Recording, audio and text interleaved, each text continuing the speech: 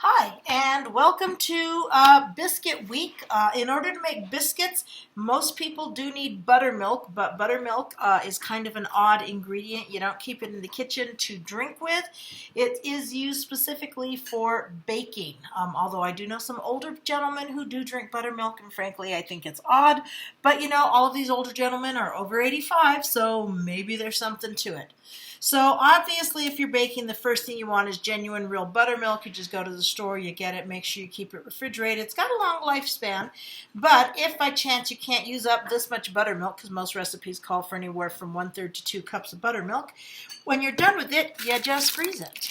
And so this is my frozen buttermilk from a previous cooking day, and it freezes quite lovely, and then you just you have to, defrost it in the refrigerator. Do not defrost it on the counter, but defrost it in the refrigerator, and you got buttermilk.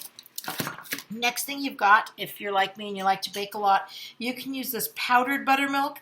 Now this is kind of weird because unlike reconstituting milk that requires you to put the powder in the liquid, the directions for this one call for you to put the dry ingredients with the dry ingredients and then the equivalent amount of liquid with the wets. So you do have to do a little bit of thinking when you bake. Again, dry with the dries, wet with the wets. But you can do that. And this lasts for forever. I bought this like 6 months ago, and it's good until August of 2024. Actually, it says best buy, which means that it's good beyond that. So it's got a lifespan of more than 4 years. So if you don't do a lot of baking, you can buy this one and it'll work. Now, what happens if all you have is regular milk? You can't substitute just regular milk for buttermilk because there's some acids and chemicals going on there that you don't know what to do with. So what you do is you're going to take 1 cup of milk, and then, I know this sounds weird, but you're going to actually add a tablespoon of apple cider to the milk. Now the acid in the apple cider is going to create the reaction that you want from the milk, and it's going to turn it into an acceptable substitute for buttermilk. It's not actually going to be buttermilk, but it will do the same thing in your cooking.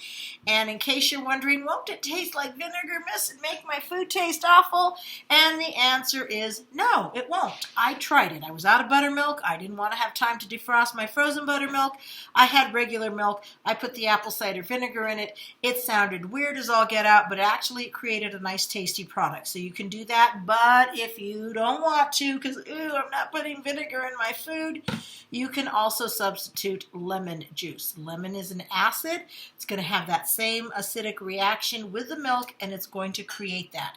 However, it's not going to actually taste as good. The apple cider vinegar tasted a lot better. So it doesn't create a reaction right away. And as you can see, I don't use my apple cider vinegar a lot. Boy, that was stuck on there. Okay, you don't really need to shake this because there's no settlement there. And you're just going to put 1 tablespoon of acid to 1 cup of milk.